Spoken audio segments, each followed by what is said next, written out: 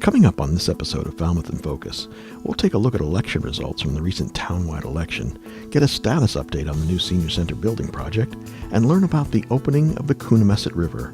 All this and much more on this episode of Falmouth in Focus.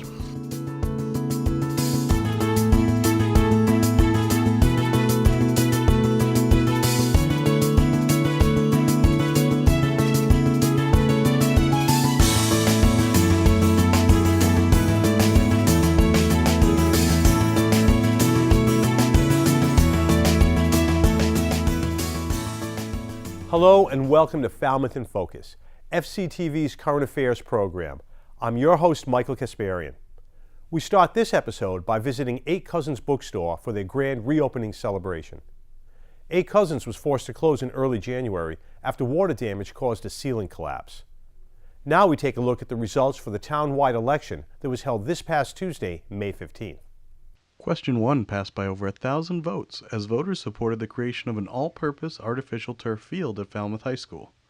With this vote, the town approved a $3.1 million debt exclusion to pay for the field, along with bleachers for 810 people, a press box with an ADA-accessible lift, concessions, restrooms, field lights, and fencing at the high school. And a lot of the young families in town that really want to see this, because the fields, again, in this town are in rough shape, and having a synthetic field that the kids can count on, compete on, something we can be proud of, I think is what, most of the younger families in town want to see. The turnout for the election was just under 30%. Precinct 1, Woods Hole, Sippowisset, and Quissett, had the highest turnout with almost 39%. I think that there are more people engaged and aware about local issues and local candidates, and more people are realizing that their vote counts and they can make a difference. So we're really trying to get people knowledgeable about local candidates and issues that affect our community. It was a great night to run for re-election, as all the incumbents managed to keep their seats, with Doug Jones returning to the Board of Selectmen and incumbents Charlotte Harris and Bob Leary returning to the Planning Board. Meanwhile, newcomer Natalie Canelopoulos topped the school committee ticket with 4,609 votes. There will also be two newcomers to the Falmouth Library Board of Trustees, as challenger Margaret Fennell and Kathy Mount were also elected to the board. Thank you to Alan Russell for that piece. FCTV met with Jim Vieira, the chairman of the Council on Aging and a member of the Senior Center Building Committee, to discuss plans for the new Senior Center, including timeline and what we can expect in the near future.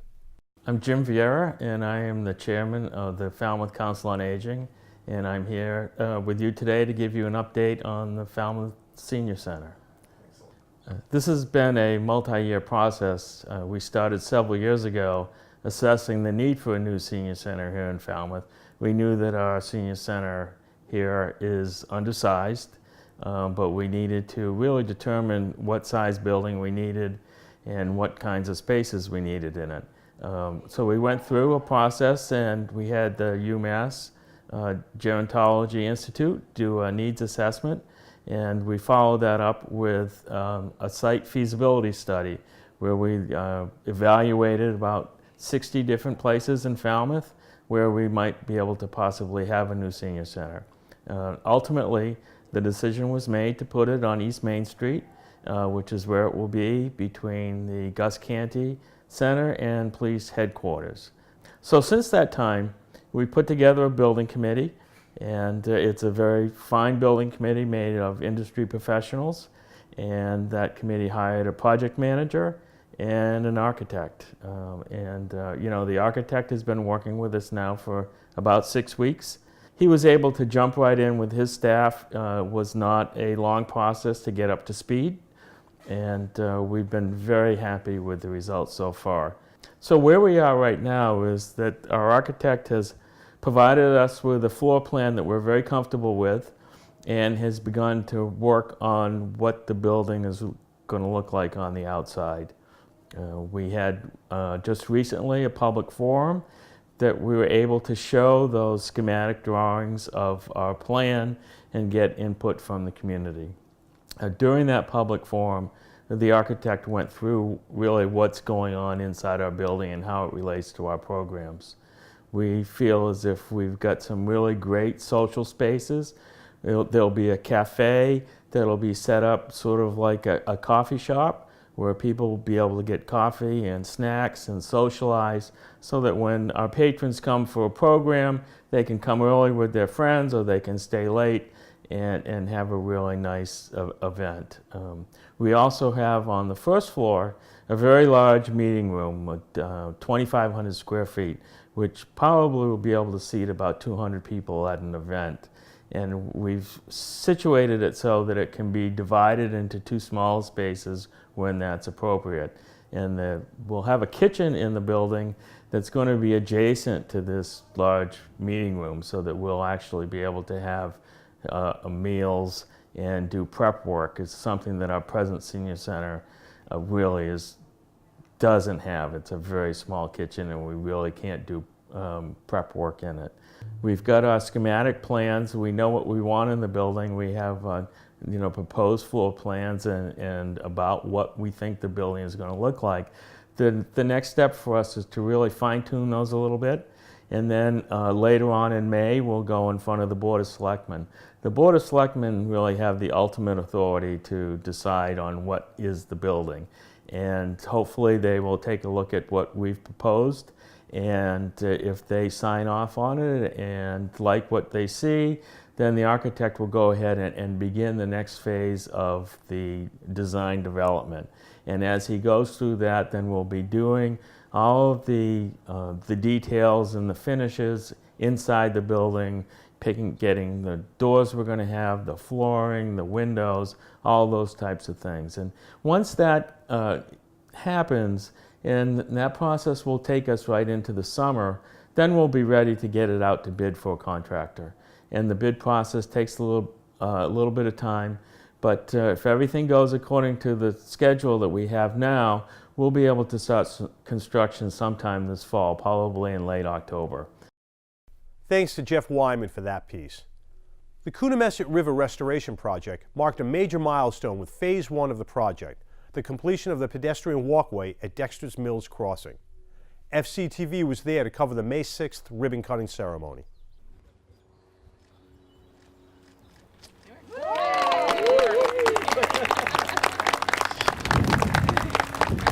We're here today to officially open Dexters Mill Crossing.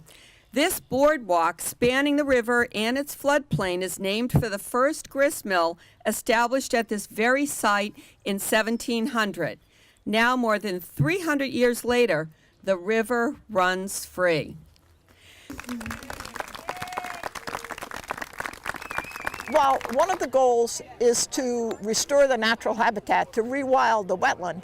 Another very important, equally important goal is to provide opportunities for the people of Falmouth and for visitors to get out into nature.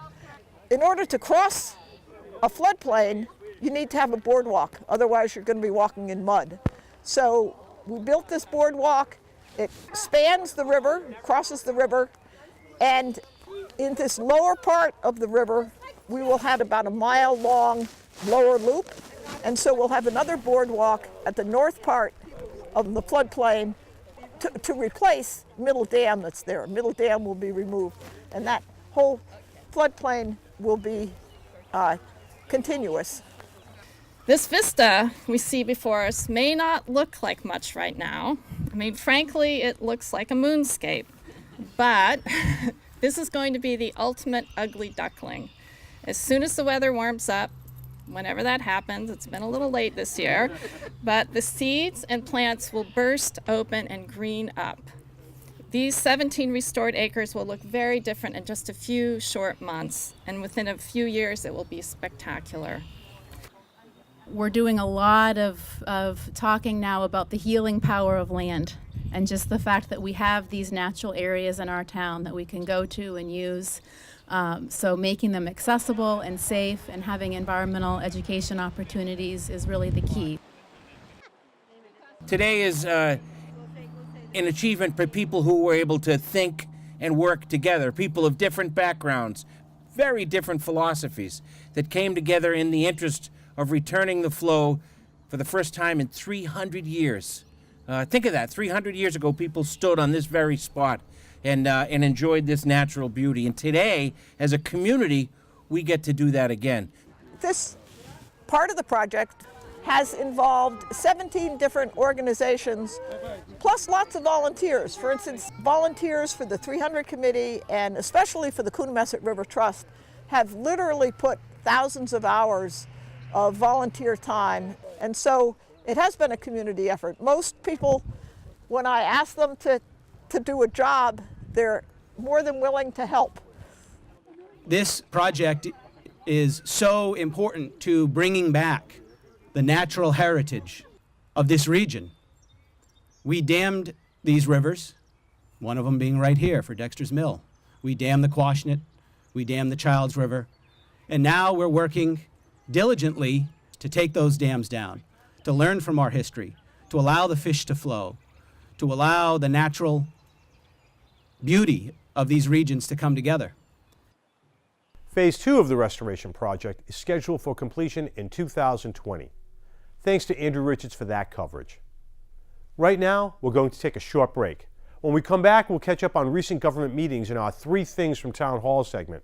Stay with us. The Upper Cape is home to many excellent restaurants, with new ones opening each season.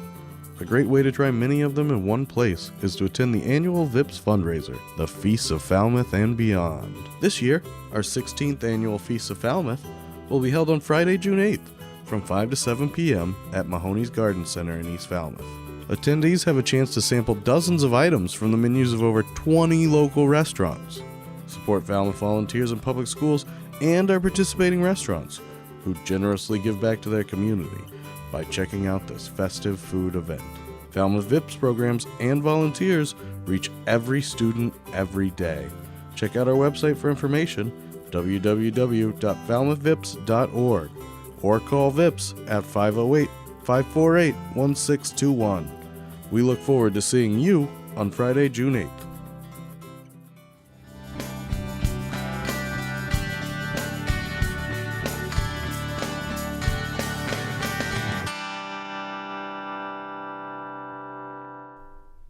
Welcome back. It's time now for 3 Things from Town Hall, FCTV's condensed version of the takeaways from recent municipal meetings. Selections are chosen based on community impact. Linda Clark from the Falmouth Housing Corporation discussed a proposed housing development with the selectmen at their last meeting. The proposed 40B plan is located at 587 Gifford Street and will amount to 21 bedroom units once complete. The selectmen had some questions about their proposed development having to do with the rental rate and architecture, but ultimately approved the proposal unanimously. 40B, typically there's a percentage that are affordable and a percentage that are market rate. We're looking at 50%, a mix of 50% and 80%. Okay. Thank you. There'll be no market units. Gotcha. They will be Great. all affordable units. The rents will range from $808 to $1,150, depending on income levels. And these all include utilities. Wow. And so if they're all rentals, they all count towards our Yes. housing stock? Correct. Right. It is the responsibility of the selectmen to make appointments to various boards and committees throughout the year. During their last meeting, the selectmen made 4 appointments of individuals as inspectors of animals and reappointed Kathleen Mortensen to the Board of Registrars. I move that we reappoint Kathleen Mortensen to the Board of Registrars, term expiring on April 1st, 2020. Second. All those in favor? Aye. Aye. I've seen Kathleen in the town clerk's office working in the past months, so I know she's doing a good job. A representative from the Falmouth Village Association came before the board to request a permit at the Shore Street Extension and Library Lawn for Arts Alive in Falmouth, occurring Friday, June 15th through Sunday, June 17th. Unlike previous years, the Village Association has requested use of Peg Noonan Park for this event. With only a slight scheduling conflict in Peg Noonan Park, the selectmen unanimously granted the Village Association use of the requested space. What we're looking for with Peg Noonan Park is to add some vendors there. Obviously, there is no exchange of money on the library lawn, but Shore Street Extension and Peg Noonan Park, so we're looking to add some craft vendors. Some people specifically have asked for that spot. We want to take advantage of the stage. Recognizing that the ceremony for the water stewards is between 10 and 12 Saturday morning, we will work around those hours, but have access to Peg Noonan Park the rest of the weekend. Is there a motion? I'll move approval. I'll second. All those in favor? Aye. Sounds like a great event. And we'll Oh, it see is you a the great second week in June. Thank you. Absolutely. It's a great event. To see the meetings in their entirety, check out Government Channel 15's program schedule at fctv.org. The Falmouth Art Center is exhibiting the photographic works of Mark Chester, who captured the inspirational portraits of more than 400 newly naturalized United States citizens from over 190 countries around the globe who are now residents of the Commonwealth. This new exhibit is entitled The Bay State, a Multicultural Landscape. I think it goes back to almost 40 years ago when I was photographing Ellis Island. And it was an essay by Charles Kuralt, which is on one of the panels here, as a matter of fact. And I realized, as I was going through Ellis Island, my father was an immigrant. It just stuck with me. You know, it kind of makes you feel special, I suppose. So this is a selection of images that are in a book, in a forthcoming book, that we hope to publish as soon as we raise the funds to make prints to give away to schools and to the participants and to libraries, because that's where a lot of the exhibitions like this here in the Falmouth Art Center are. Well, you know, this is like a family to me, this collection of photographs. It feels like a family because I've met them, and a lot of these folks from different countries have not met each other, though some have referred me to others from different countries, so that's, there's a connection. There just seems to be a connection here. So I asked them first off, where would you like to be photographed? Is there a place that resonates with you, and I'll meet you there. And if they don't, I said, well, I can come to your workplace, I can come to your community, I can come to your house, whatever you feel comfortable. So it's really a give and take kind of situation. So they're comfortable. As long as they're comfortable, I'm comfortable. Really, these exhibitions are all part of the endorsement of MIRA, which is the Massachusetts Immigrant Refugee Advocacy Coalition, and they are the fiscal sponsor of this, and which gives me a 501c3 endorsement. So it gives credibility, and when I was first going to these naturalization ceremonies, I had the letter from MIRA to introduce myself in the project and to give them credibility. So, you know, that was important. That was very important. So Ian's just about to finish his first year? Yes? The exhibit runs through May. Thanks to Bob Fenstermaker for that coverage. Coonamessett Farm in Hatchville is open for the season, and we get a chance to hear about what's new for 2018. After a long winter, things are looking green again at Coonamessett Farm in Hatchville. They have their usual offerings this year, like pick your own produce, a well-stocked store, and visits with lots of animals, like alpaca, donkeys, goats, and chickens. But the farm has a new partner, or partners, when it comes to prepared food. Well, Buffalo Jump, compared to us, are very professional. They're on the cutting edge of the gourmet culinary movement in this country, foodies, if you will. And they're going to have here for breakfast and lunch a very affordable menu with many traditional dishes. Inspiration for our dishes definitely comes from whatever the ingredients are that are, on the, in the gardens or in the fields at that moment. So we're not thinking of a dish and then going out to the field or talking to Stan, the farmer here at Coonamessett, to see how that vegetable will fit into our dish. You build a dish the opposite way. You have the vegetable and then you work from there.